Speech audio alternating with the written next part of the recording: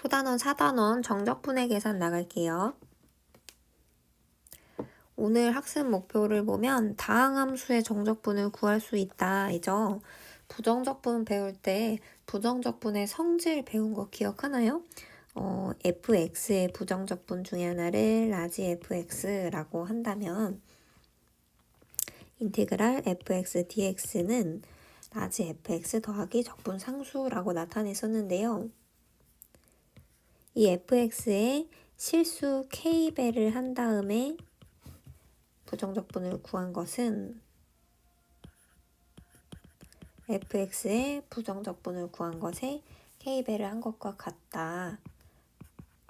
따라서 이렇게 나타낼 수 있다 라는 거 배웠어요. 그리고 또 두함수 fx와 gx의 합을 가지고 부정적분을 구한 거나 두함수의 부정적분을 따로따로 각각 구한 다음에 나중에 더한 거랑 같다. 혹은 뺀 것도 이렇게 구한 것과 같다. 라는 걸 부정적분 성질에서 우리가 배웠거든요. 오늘 배우는 이 정적분의 계산 단원에서도 부정적분에서 성립했던 이러한 성질이 정적분에서도 동일하게 성립한다라는 내용을 배울 거예요. 자, 그래서 탐구 1번을 먼저 보겠습니다. 두함수 fx는 2x, gx는 3x제곱이라고 주어져 있을 때 0부터 2까지 fx의 정적분과 0부터 2까지 gx의 정적분을 구한 다음에 더해봐라 라고 했습니다.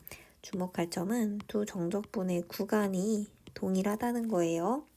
자, 우선 fx의 정적분을 구해볼게요.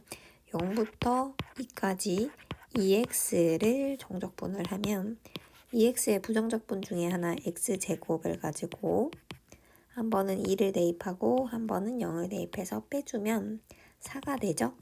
그래서 4 더하기 이번에는 gx를 가지고 와서 정적분 구해볼게요. 3x제곱의 부정적분 중에 하나인 x세제곱 2 대입하면 8이고요. 0 대입하면 0이죠. 따라서 4 더하기 8은 12가 됩니다. 이번에는 탐구 2번에서 fx랑 gx를 먼저 더한 다음에 0부터 2까지 정적분을 해볼게요.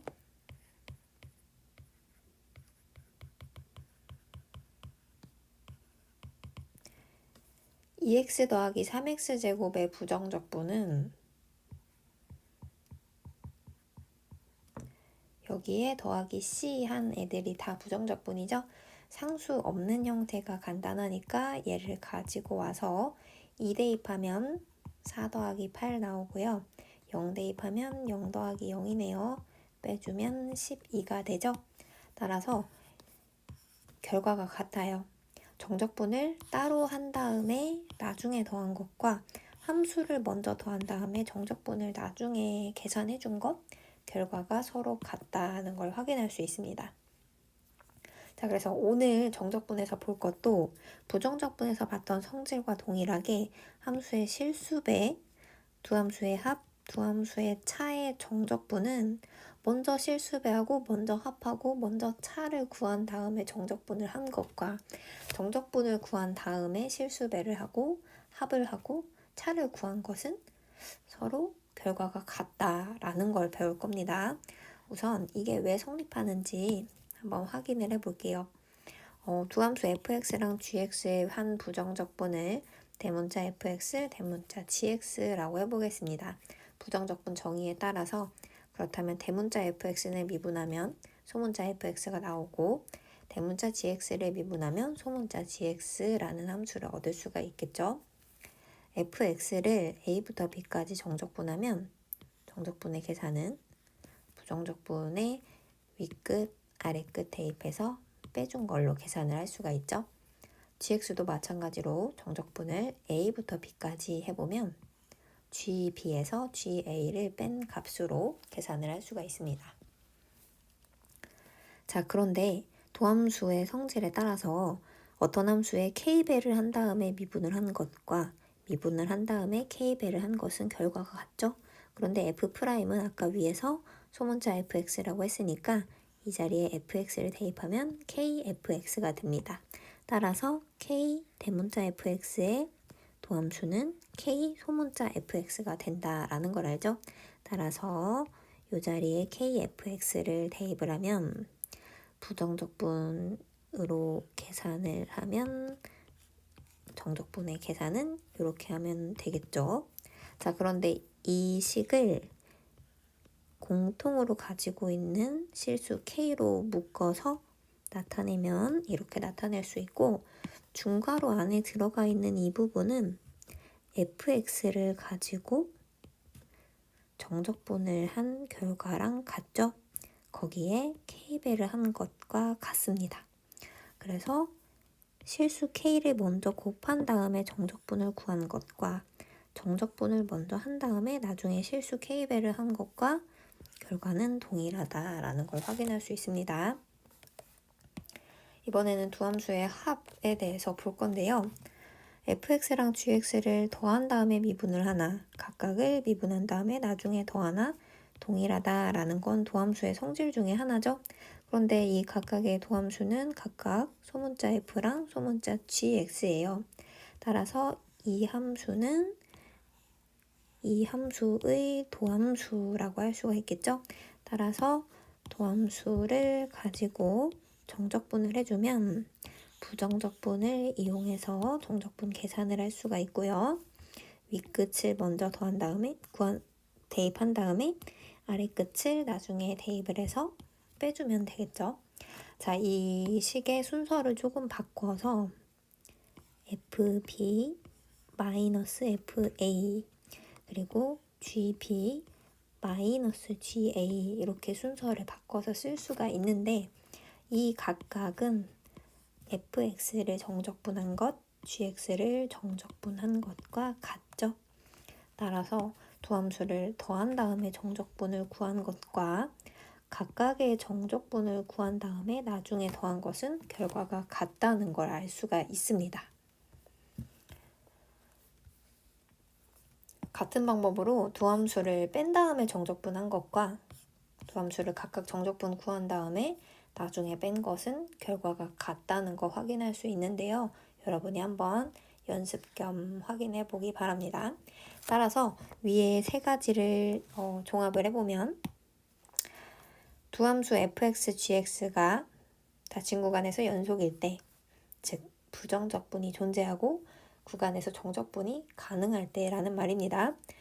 이 함수들은 정적분을 따로 한 다음에 더한 거나 함수를 더한 다음에 정적분한 거랑 같다.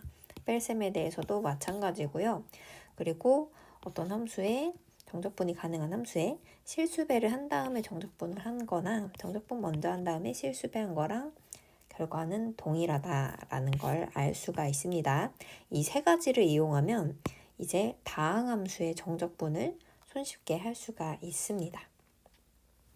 예제 1번을 볼게요. 예제 1번은 0부터 2까지 정적분을 하는데 함수가 2x제곱 마이너스 3x 더하기 5 이렇게 3개의 항을 가진 함수식으로 주어져 있어요. 이 함수를 가지고 부정적분을 구해서 2를 대입하고 0을 대입해서 빼줘도 상관없는데, 항이 3개 있으니까 이 각각의 항들을 하나하나의 함수로 보고 따로따로 분리해서 정적분을 구한 다음에 빼주고 더해줘도 된다라는 겁니다. 자, 그런데 이 x제곱은 실수배 1을 또 인티그럴 앞으로 꺼내서 정적분을 따로 해도 되고요. 그렇다면 이 상수 3 곱해진 거, 이 실수 3을 인티그럴 앞으로 꺼내서 계산해도 된다 라고 해석을 하고 쉽게 계산할 수 있다는 겁니다. x제곱의 부정적분 중에 하나죠. 3분의 1 x 세제곱, x의 부정적분 2분의 1 x제곱, 5의 부정적분 5x죠. 윗끝, 아래끝 대입해서 빼주고요. 윗끝, 아래끝 대입해서 빼주고 3 곱하고요. 윗끝 아래끝 대입해서 빼주면 이렇게 된다는 거고 계산하면 정적분 결과를 얻을 수가 있습니다. 물론 나는 이것보다 이 함수의 부정적분을 그냥 한꺼번에 구해서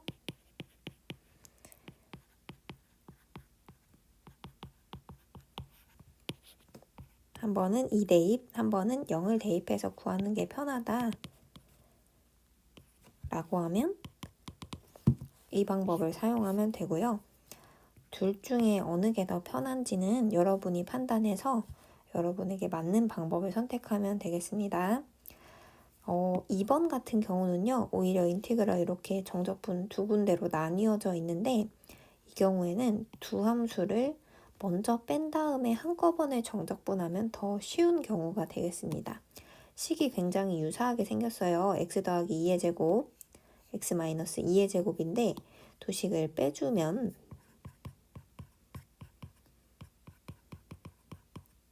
이렇게 되죠. 이 함수를 한꺼번에 구간이 지금 동일하거든요. 마이너스 1부터 4까지 한꺼번에 정적분 해줄 수 있다. x제곱 더하기 4x 더하기 4죠? 여기는 x제곱 마이너스 4x 더하기 4고요. 그렇다면 x제곱 사라지겠고 4도 사라지겠네요.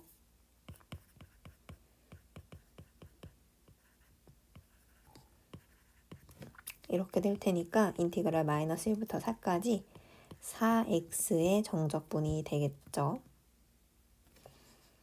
4x에서 마이너스 4x 빼니까 8x죠. 네, 그래서 8x의 부정적분 중에 하나를 가져오고 x에 먼저 4를 대입하면 64가 되고요. 마이너스 1 대입하면 4이네요. 그래서 60이라고 정적분을 조금 쉽게 계산을 할 수가 있습니다.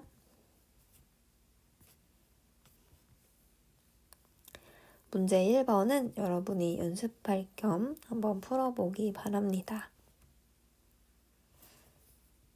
오늘은 여기까지 할게요.